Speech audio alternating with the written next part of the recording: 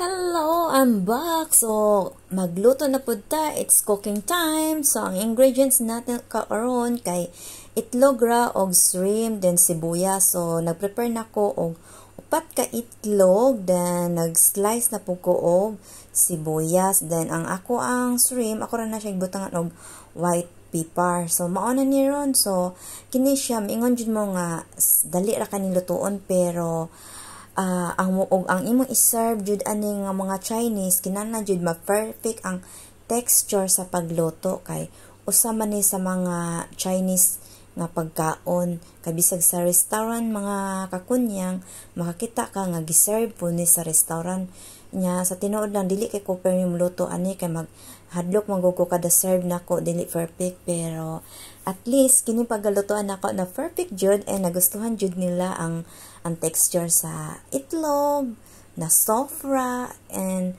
yan. So nag-init ka kinahanglan i-low fire jud ni siya ana na siya ran.